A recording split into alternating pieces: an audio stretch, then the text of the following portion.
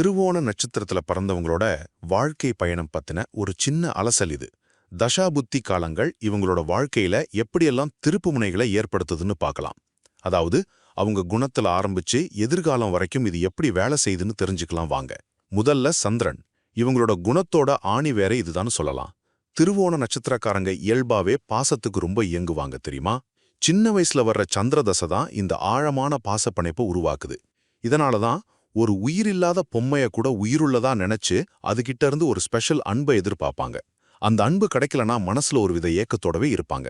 ரெண்டாவதா ராகுவோட திருப்புமுனை. இதுதாங்க இவங்க வாழ்க்கையில வர்ற ஒரு மிக முக்கியமான கட்டம். பொதுவா இளமை பருவத்துல வர்ற இந்த 18 வருஷ ராகு தசை தான் படிப்பு, காதல், வேலைன்னு எல்லாத்தையும் தீர்மானிக்குது. ராகுவோட அமைப்பு நல்லா இருந்தா வெளிநாடு போறது, பெரிய பதவியில உட்கார்றதுன்னு வாழ்க்கையில ஜெயிப்பாங்க. ஆனா அதுவே சாதகமா இல்லன்னா என்ன ஆகும் தெரியுமா? பிடிச்சதெல்லாம் வெறுப்பாகும், வெறுத்ததெல்லாம் பிடிக்கும். ராகுவோட இந்த ஆட்டம் காதல் தோல்விகள்ல இருந்து தவறான முடிவுகள் வரைக்கும் கூட கொண்டு போய் விட்டுறலாம். கடைசியா குருவும் சனியும். ராகுவோட அந்த புயலுக்கு பிறகு குருதசை வரும்போது ஞானம், புகழ், செல்வம்னு எல்லாம் தேடி வரும். குடும்ப பொறுப்புகளையும் சரியா நிறைவேற்றுவாங்க. ஆனா இங்கதான் ஒரு முக்கியமான எச்சரிக்கை. இதுக்கடுத்து வர சனி தசையில ரொம்பவே கவனமா இருக்கணும். ஏன்னா சொந்த பிள்ளைங்களால கூட சில ஏமாற்றங்கள் வர வாய்ப்பு இருக்கு. அதனால குருதசை நடக்கும்போதே பிற்காலத்துக்கான ஒரு சேஃப்டியை ரெடி பண்ணிக்கிறது ரொம்ப நல்லது. சுருக்கமா சொல்லணும்னா திருவோண நட்சத்திரக்காரங்களோட வாழ்க்கை பாசத்துக்காக இயங்குறதுல ஆரம்பிச்சு இளமை கால திருப்பங்களை கடந்து பிற்காலத்துல ஞானத்தையும் எச்சரிக்கையும் ஒரு சேர கத்துக் கொடுக்குது.